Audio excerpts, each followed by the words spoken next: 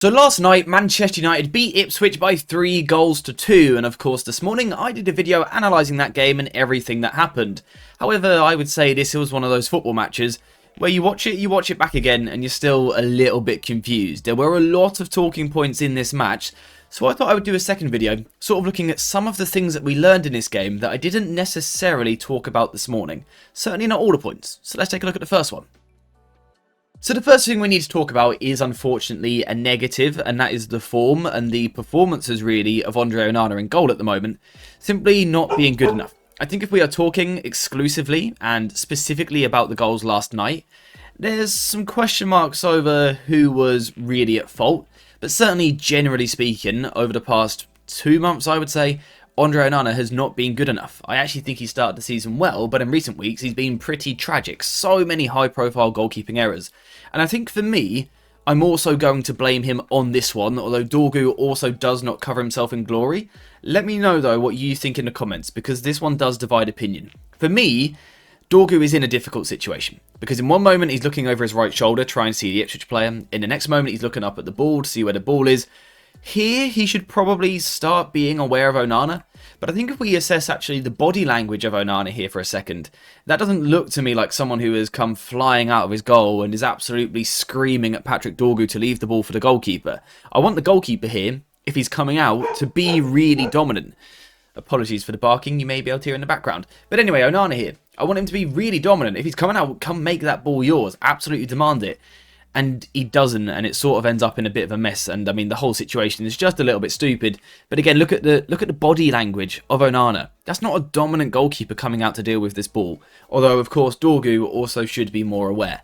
In terms of on the second goal, I personally don't think this one is so much on Onana. Dalot, first of all, does terribly defensively. He forces the player inside the pitch, which is not the smartest thing to do because it leads to stuff like this. Currently, Onana is in an okay position. I think he's fine here. And of course he's going to react late. He sort of holds himself in the middle of the goal for ages, even though the ball is clearly going towards the far post. But the reason he does this is because he is anticipating some sort of contact here. If he goes too early and Delap gets a touch on the ball, Onana's nowhere to be seen, right? So I think it's harsh if we're too critical on this goal.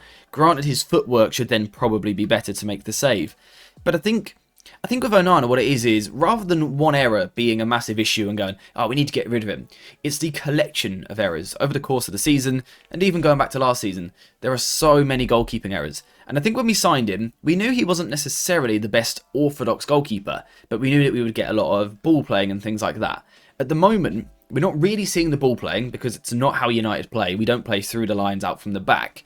And we also don't get the traditional shot-stopping, cross-claiming and things like that. So at the moment, Onana, to me, feels like a net negative, even though I actually think he is a good goalkeeper. I'm not saying we need to immediately drop him and start looking at replacements, but I do think it's something that has to keep just creeping back into our minds a little bit. Now, a bit more of a positive focus from the game last night was Manchester United's dominance on the set pieces, and I think what this game really proves was the importance of set pieces. We talk on this channel about tactics all the time, about the work that you do between the two boxes. How can you progress the ball, how can you create overloads, get the ball into the final third, find the right passes, balance, all of those words. We talk about it all the time, but at the end of the day, it's very rare in a football match, in terms of seconds per 90 minutes, that you actually get the chance to put an unchallenged ball into the box. You know, where you can't be tackled, where no one's rushing towards you. Set pieces are a huge part of the game, and quite frankly, Manchester United have been poor at them for a long time now. In this game, we scored 3, right? We scored 3 goals from set pieces. And actually, I am going to do a video tomorrow looking at what has changed. What are United doing just a little bit better? Because for me, set pieces are one of the most important parts of the game. Like I said, it's a rare occasion in high-level sport where you are unchallenged for several seconds in a row. You get to take the ball, put it on the floor, under no pressure, and deliver into the box to some of the biggest players. And when we're talking about Maguire, De Ligt, Yoro, eventually Casemiro on the pitch, Højlund, Xerxes, Dalot, Dorgu, these are all big, tall players. They are genuine aerial presences that we've got to aim for right now. It's really good to see Manchester United scoring them, but also potentially at the moment defending them a little bit better at the moment. But I would say the lesson we learned here is that set pieces are as crucial as they have ever been, if not actually even more important. It's good to see progress. Let's see more.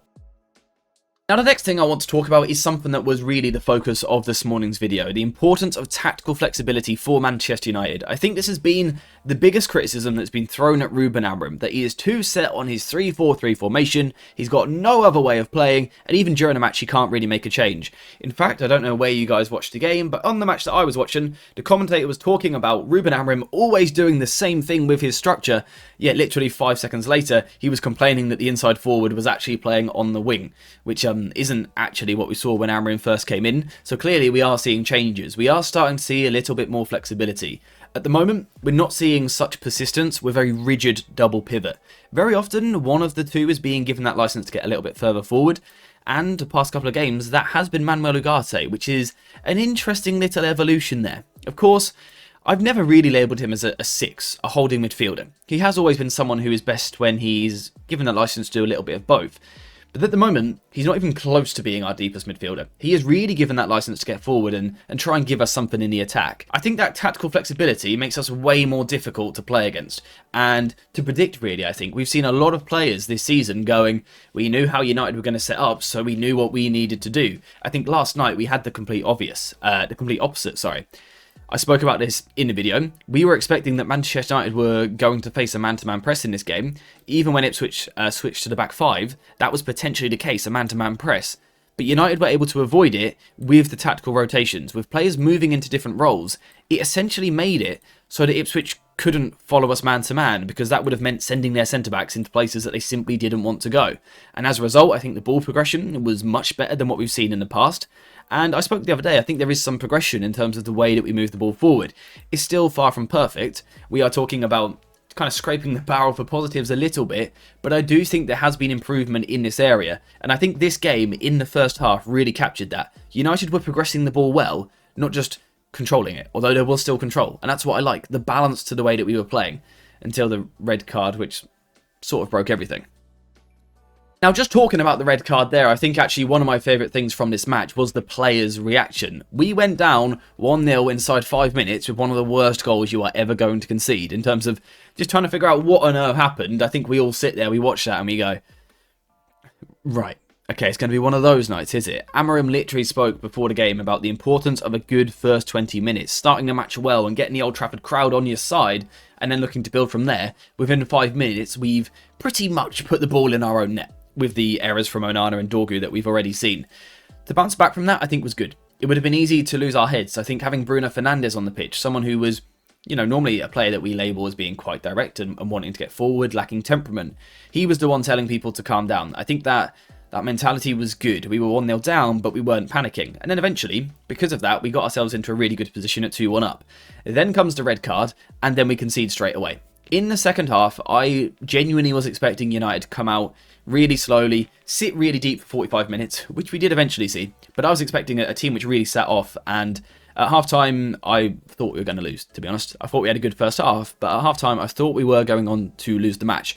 I thought, like I said, second half would come out really slow, but we saw the opposite. We saw the team really come out, quickly win the set piece. Again, the importance of set pieces. We scored a goal, we go 3-2 up. After that, it is more backs to the wall, but I still think the mentality was good. We saw players sort of fighting for each other, and I think as fans, we love that. Even someone like Ugarte trying to get the crowd on side. Casemiro with the chest pumps. I think this is what we want to see. I think when you are a fan, you know, let's remove analysis and tactics for a second. When you're a fan, I think that's much easier to connect with. A team that looks like they're playing with passion and really proud to wear the shirt. I want to see more of that. I think we've seen glimpses of it under Ruben Amorim in different matches, particularly against bigger teams. We've also seen it at times under Erik ten Hag. The big challenge is to try and be like this, where possible, in every game. Really, really fighting for the badge. I think that's something that United need. That ability to be gritty, to do the dirty work, the scrappy work, to get amongst it, sort of fight the opposition a little bit. Again, if we're removing tactics for a second, as a football fan, I love watching it and I enjoyed that mentality. I think the response from United players to adversity last night was actually really good, so they all deserve credit for that. And then the final thing I want to talk about from this game, because I cannot talk about this football match in 2 videos without mentioning his name, Bruno Fernandes. I mean, what a player. Just what a player. He first joined the club as this sort of creative attacking 10 who would always be in the final third, always creating chances, scoring goals. Suddenly last night we saw a player that was often our deepest midfielder. He was borderline a solo pivot at times, and he was still able to do that. he was able to do that job. It's a testament to how good he is as a footballer. The ability to play in so many different positions, so many different roles, and still just perform. I think it also is a testament to his mentality and his approach as a player. I think Ruben Amorim tomorrow could go, "We need you in goal, mate," and I think he would do it. I think Bruno Fernandes would do it. He is that sort of player. There are a lot of talks that he's not a leader. For me, a leader is all about setting an example. And Bruno Fernandes works harder than anyone else. I mean, we all saw that moment late in the game where he sprints up the pitch, then sprints back again, and is clearly absolutely knackered. That's setting the example. It doesn't have to be big crunching tackles. You don't have to be the biggest presence in the world or have the loudest voice to be a leader. Sometimes it's doing the basics and, like I said, leading by example. Copy what I do. Bruno Fernandes gives us that. He is always working hard. He's going into every challenge. He's always available. He's just an absolute legend in that respect. And also, on top of that, genuine quality. Genuine quality. I think if he played for any of the other big six in the past 5 seasons, we're talking about one of the all-time Premier League midfielders. He really is that good. Last night, it was more about set pieces. But still, you've got to deliver in those moments, and Bruno Fernandes did with quality into the box. Where would we be without this man? I do not know. I just love him so much. He has made some potentially very, very difficult days over the past 5 years look just a little bit easier. He's made them a little bit more bearable, and last night was that once again. I think as a team we performed well, but ultimately we still needed Bruno Fernandes to give us some moments, to give us some quality, a little bit of magic in the final third with the set-piece deliveries, and 9 times out of 10, when we're really crying out for that, Bruno Fernandes is there to give it to us. And I wouldn't really say this is a lesson learned, because I already knew this, but perhaps some people don't. I don't know. But I just had to talk about him because I think the performance, whilst again statistically perhaps not the best, I think in terms of his character, his mentality, the way he applies himself, he's just absolutely amazing. I do think all in all it was a good night for Manchester United. Again, I was positive in my video this morning. I think we saw a lot of good stuff.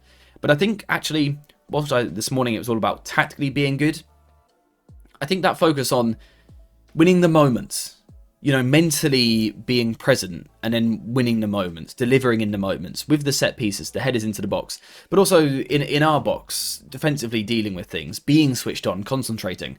Apart from, I don't know what happened on the 2 goals. I don't know what happened. But again, the reaction to adversity was good. I think this was a good night for Manchester United. I think we actually should have won this quite comfortably, to be honest, based on the performance of the 2 teams. I think United were good, and some of the chaos that happened in the game is almost going to cover that up a little bit. United were good. This was a positive night, and I was quite happy with what we saw. But those are just my thoughts, my opinions on some of the things that we learned in this game. I want to hear yours. Is there anything that I haven't covered in the 2 videos that you would like to bring up in the comment section? If there is, leave a little message and I'll try and get back to you. Apart from that, I think we are now finished for today's video. I should also say, there is also another video on the second channel now out, which I will leave linked in the comments, I reckon. So go check that out. Breaking down Nottingham Forest's tactics this season. So that's 3 uploads for today. I think we're going to wrap it up there. Thank you for watching. Hope you have enjoyed it. And as always, I'll see you in the next one.